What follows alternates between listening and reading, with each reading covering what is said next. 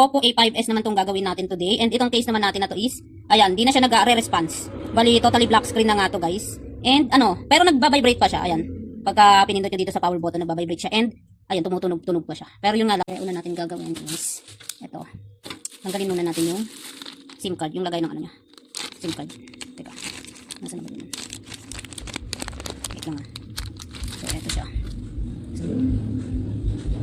So, shoutout nga pala sa nagpagawa nito, taga Magallanes, Cavite. Uy, may SIM card pa pala to. Ayan. And then, ito yung tatanggalin natin dito, yung kanyang back frame. Itong, ay, ito mahirap lang. Wait lang. Ayun, so, bali, itong ginagamit ko pang pang tiklop ng atin. Ayan, itinyan nyo lang siya sa gilid. Medyo matigas kasi siya kagawa ng pandikit niya.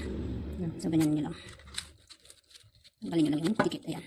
Daanan nyo sa gilid para matanggal yung dikit niya. Grabe, ang tagal ang ang dikit dito sa may bandang taas. Ayun, kita nyo naman. Sobrang kapal ang dikit niya. Yun. So, ito yung, teka. Yan. Tanggalin lang natin itong yan. Okay. So, ang gagawin natin dito, tanggalin natin itong mga screw niya para matanggal natin itong naka-cover dito sa battery. Ayan. So, i-unscrew natin ito.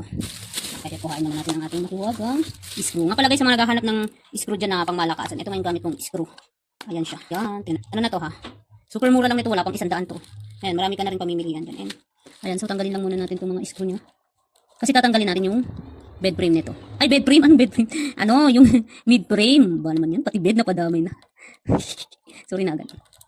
Teka, hindi ko masyadong makita. Ang layo nung ko. Ang hirap nung walang pwesto yung camera ko. Kung saan nakapesto nasa unahan ko. Kaya ang layo nung pwesto ko. Ito na nga yung isinatastan natin. Kaya ito yung tanggalin. Tapos, so ayan, dilinisin ko muna itong mga gilid niya. Tingnan nyo naman kung gaano kakapal ang Ayan o. Double-sided tape siguro ginamit dito. Ayan. Tingnan nyo naman.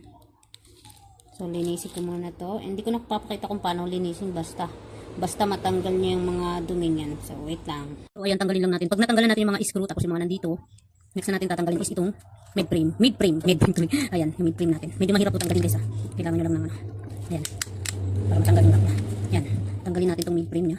Ingat lang din dapat ha. Tingnan nyo naman kung gaano kadami nito. Medyo mahaba siya. Ayan, yan. Tanggalin nyo lang itong mid frame. Ito yung wala na yung pangkabit ng battery niya. Ayan, tanggalin lang natin ito dito. Ito yung battery niya. Tapos, ito. Ayan. Maliit na niya. Masyadong maliit yung battery. Oh, manji. Teka lang, alam niyo pag naglaka. Tatanggalin lang natin itong battery. Ayan, hilahin lang. Ayan nga, natanggal ko na. Naiwan yung plastic niya. Sobrang dikit talaga. Oh, grabe. Tanggalin nyo lang itong plastic na to. Ayan, ito nga. Ayun. Grabe, ang dikit. Okay, ayan.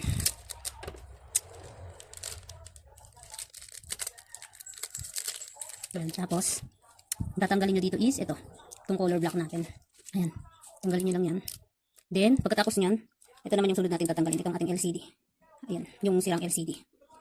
So, wait lang ha. Tanggalin na natin siya. Walang ko pantanggal.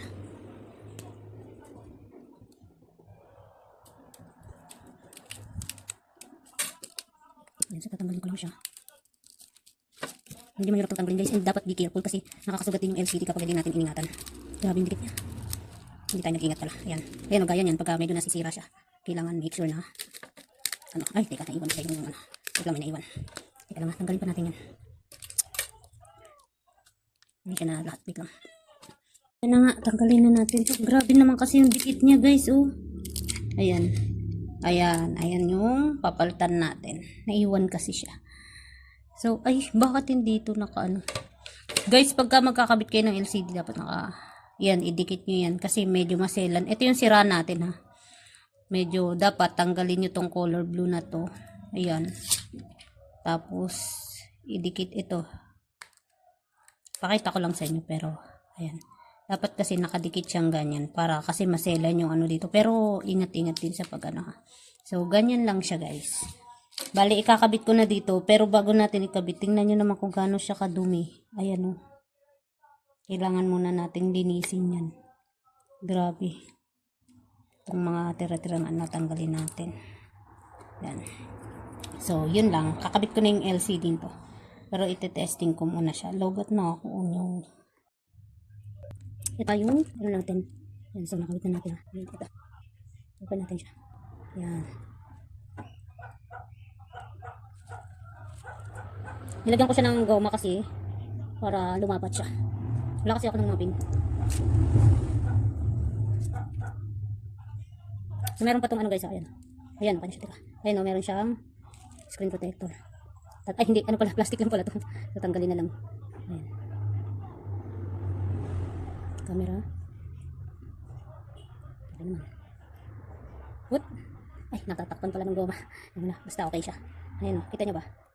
So, dun tayo sa type. 1, 2, 3, 4, 5, 6, 7, 8, 9, 10. Mas 3, sign number. Goods. Okay. Okay na to. Yan, thank you so much for watching. Goods.